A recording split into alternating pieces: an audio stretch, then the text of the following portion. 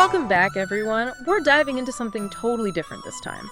Different. We're going way back to 17th century China Ooh, okay. to explore this fascinating text called Bingjian, or the Ice Mirror. Okay. And you might be thinking, Ice Mirror? What's that all about? Right. Well, it's all about physiognomy, Oh. which is basically the art of judging character by facial features. It's like, imagine a personality test, Yeah. but instead of answering questions, Yeah. people were judged by their foreheads, Oh, wow. their eyebrows, even the placement of their ears. So based on like how you look. Yeah, exactly. And it's not just some random curiosity. Right. Bingjian was actually a big deal back then. It was used for all sorts of serious stuff. Like what? Like choosing government officials, Wow. deciding who should marry whom, all kinds of important life decisions. That's fascinating. It's like they thought your face was a roadmap to your destiny. So over the next little while, we're going to unlock the secrets of the first 7 chapters. Okay. We'll get a glimpse into how people were sized up back then, Yeah. and maybe even uncover some surprising insights into human nature that honestly still hold up today. Yeah. So yeah, buckle up. We're about to dive deep into the world of Bingjian. I'm excited. Chapter 1 kind of sets the scene, right? Yeah. It lays the groundwork. It's all about spirit and bone structure. All right. And the text makes this awesome comparison. Oh. It says, imagine your spirit's like a rice kernel hidden inside the husk. Okay. It's that essence of who you are. Okay, so it's like the core. Exactly. And then picture your bone structure as this like solid, Uh-huh. unyielding rock within a mountain. Oh, okay. That's your foundation. Wow, that's a really vivid image. Right. So basically, Bingjian is saying, look, your spirit is your inner essence, Right. and your bone structure is the framework that supports it all. I see. So it's kind of like a building. Yeah, exactly. It needs both The foundation and then what's inside. to really stand strong. Makes sense. Yeah. And then it gets even more interesting when you start to Yeah. break down those different types of spirits. Different kinds of spirits. Exactly. Because the text talks about 2 main types. Oh, okay. Pure spirit, Mm. which is associated with clarity, honesty, Mm-hmm. righteousness. Mm-hmm. And then there's turban spirit, Okay. which is linked to deception, cunning, Hmm. a lack of integrity. So like good spirit, bad spirit, basically. Pretty much, yeah. But even within the pure category, Yeah. there are like these subtle distinctions. Oh, really? Bingjian teaches that the people who are really good at this can tell the difference between like genuine righteousness versus a deceptive facade Just by looking at them. by carefully observing their eyes. Oh, wow. Like how their eyes move. That's interesting. That's a big giveaway, apparently. So, if someone's eyes are kind of darting around, that's a bad sign. Exactly. It's like a red flag. Makes sense. And Bingjian actually uses these vivid descriptions to illustrate the difference. Oh, really? So, for example, it says, eyes that move gracefully, like glistening pearls, those indicate a pure and tranquil spirit. Okay. But if their eyes dart around like sharp arrows, that could signal hidden motives or, Yeah. maybe even a tendency towards deception. Oh, wow. I never thought about it that way. Right. It's pretty wild. Those descriptions are really interesting. Yeah, it's almost poetic, isn't it? Yeah, it is. And then there's this whole concept of the 9 advantages of bone structure. 9 advantages. Okay. From what I understand, these are like prominent features on the skull, and supposedly they determine your potential for wealth and status. Oh, so if you have the right bumps, so to speak? Pretty much, like, think prominent bones, Okay. forehead, cheekbones, jawline. Mm-hmm. Those are seen as signs of vitality, strength of character, and leadership. So the stronger your bone structure, the better your chances of rising to power or achieving success. That's the general idea, yeah. Interesting. Of course, not everyone's born with perfectly prominent bones. Right, right. But Bingjian acknowledges that too. Okay. It says even a less than ideal bone structure Yeah. can sometimes be compensated for by other positive features. Oh, okay.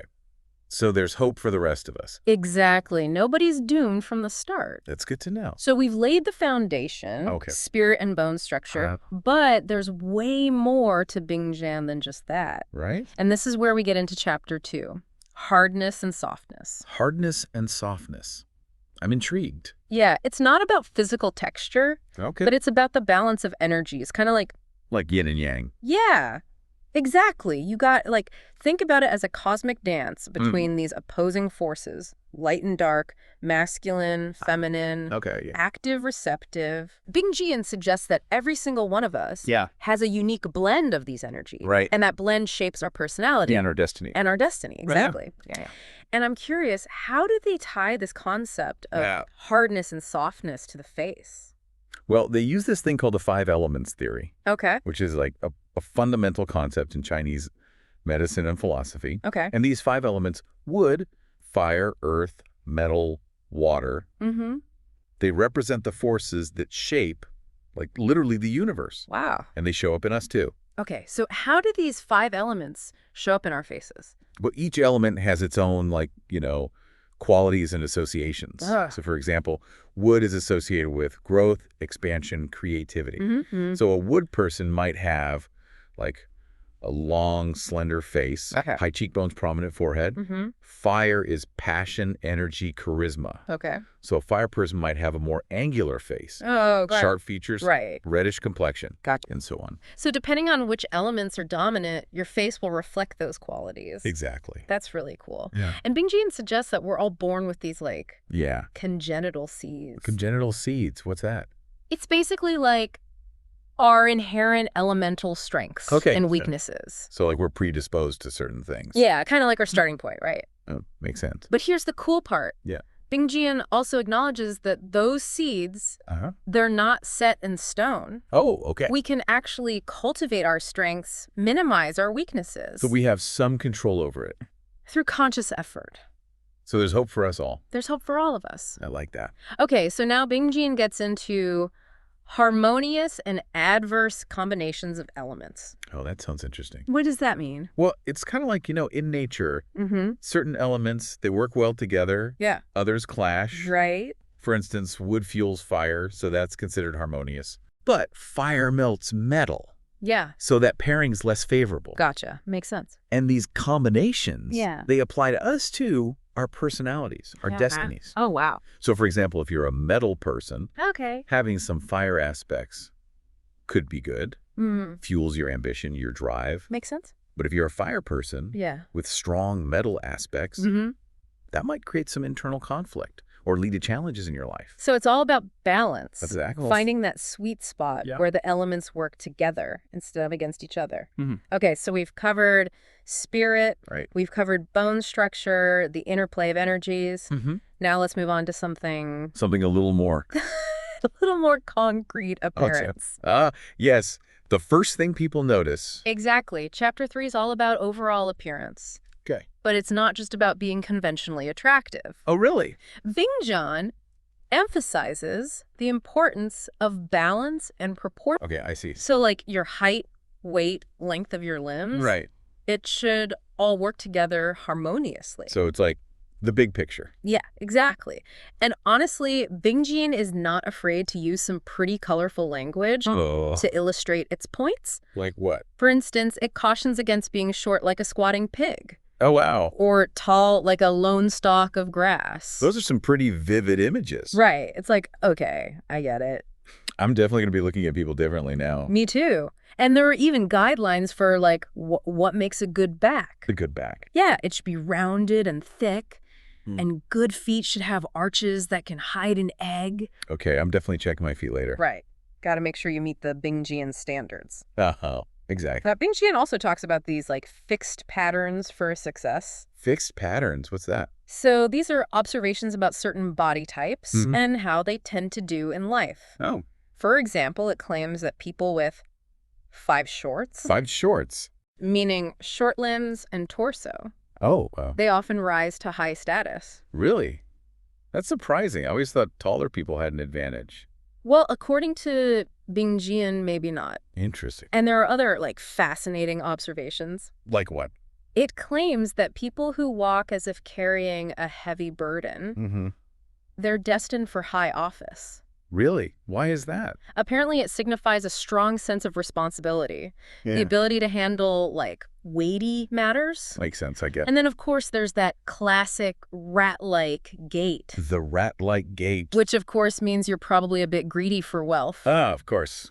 Classic. But here's where it gets really interesting. Bingjin claims that the fate of someone with long arms and a short torso is totally different from someone with short arms and a long torso. I wonder which category I fall into. Me too. It's making me think about, like, all the different body types I've seen, what Bingjin might say about them. Okay, on to chapter 4, which dives into demeanor. Demeanor, okay. So demeanor is all about how you carry yourself, your posture, your gestures, how you move through the world. Yeah. And Bingjin sees it as a crucial complement to your bone structure and spirit. So you could have a strong spirit, a solid bone structure. Right. But if your demeanor's off, it could undermine your potential. Exactly. And the other way around. Okay. A strong, confident demeanor can sometimes compensate for a less than ideal bone structure. So it can make up for some deficiencies. Or spirit, exactly. And Bingjin also points out that what's considered appropriate demeanor, it actually varies depending on your social standing. Oh, really? So, like, what might be seen as confidence in a high-ranking official could be perceived as arrogance in someone of lower status. Oh, that's interesting. Makes sense, though. Right. And then Bingjin lays out these 4 main demeanor types. 4. Weak, wild, lazy, and smooth. Weak, wild, lazy, smooth. But remember, each of those, they have both positive and negative manifestations. Okay. So it's not about just, like, labeling people, but it's about understanding how these qualities can express themselves. Okay, so for example, you could be weak, but not fawning. Exactly. And Bingjin compares that to, like... To, like, a bird. A bird nestled gently in your hand. Oh, okay. It's about being receptive, adaptable, without losing your sense of self. That makes sense. Then there's wild. Wild. But not a loudmouth. Okay. So that's about being genuine, unconcerned with superficial appearances, but still being respectful of others. And then lazy can actually be a good thing if it's paired with sincerity. Okay. So it's like, you know, someone who's comfortable in their own skin doesn't need to put on a show. Right. Yeah. And finally, smooth. Smooth. When it's expressed positively, this is like being socially adept. Navigating those complex situations with grace and ease. Charming, diplomatic. Yeah, exactly. But without being manipulative or insincere. Right. So it's about finding that, like, authentic smoothness. Authentic smoothness, Okay, this whole demeanor thing is making me think about Yeah. how I come across to other people, whether I'm projecting the qualities that I like actually want to embody. Yeah. Definitely food for thought. It is. And speaking of things that are like closely scrutinized. Oh, yeah. Let's move on to chapter 5. Okay. It focuses on eyebrows and beards. Wait, beards? I'm intrigued. Tell me everything Bingjin has to say about eyebrows and beards. Well, the text starts with this great saying. Okay. It says, a boy is judged by his brows, an old man by his beard. Interesting. So when it comes to eyebrows, Yeah. Bingjin places a lot of emphasis on this thing called the 3 layers of color. 3 layers of color. In a nobleman's eyebrows. Oh, okay. The more layers, the better. Gotcha. But this color, you know, it actually refers to this subtle reflected light. So not like the actual pigment. Not the pigment, no. It's about the glow. So are we talking about highlights? Yeah, you could say that. It's about this luminosity that signifies, you know, good breeding, refined character. And of course, Bingjin has very specific ideas about which eyebrow shapes are lucky or unlucky. Right. So what kind of eyebrow shape should I be aiming for? Well, eyebrows that soar gracefully, like phoenixes, are very good. Okay. They suggest a noble spirit, good fortune, a long life. But if my eyebrows are more like spilled ink. Not so much. Okay, duly noted. From now on, I'm paying attention to everyone's eyebrows. Good idea. Now, for the beards. You mentioned Bingjin has some interesting thoughts. Oh, it does. Okay, lay it on me. According to Bingjin, the amount of beard you have should actually match your eyebrows. Wait, seriously, my beard should match my eyebrows. That's unexpected. I know, right? It's one of those Bingjin observations. That makes you tilt your head and say, interesting. It's a lot to take in. But it speaks to that emphasis on balance and harmony in all aspects of appearance. Yeah, okay, I see that. So everything should be in proportion. I'm going to be checking myself out in the mirror after this. Good idea. Now, Bingjin doesn't stop there, right? It goes on to... Oh, it keeps going. Okay, what else does it have to say about beards? Well, it throws out these rapid-fire beard observations. Okay. Like, if your sideburns grow in first, that's supposedly not a good sign. What? What does that even mean? Who knows? Maybe you're a late bloomer. Mm-hmm. And if you have no beard on your philtrum, My what? your philtrum, that little dip under your nose, you're destined for lifelong poverty. Yikes. Okay. And then, this is my favorite. Yeah. If your nose hair connects to your beard. Oh, no. Unlucky future ahead of you. Okay, I'm starting to think Bing Jan had a bit of a sense of humor. Maybe so. It definitely keeps things interesting. It does. Okay,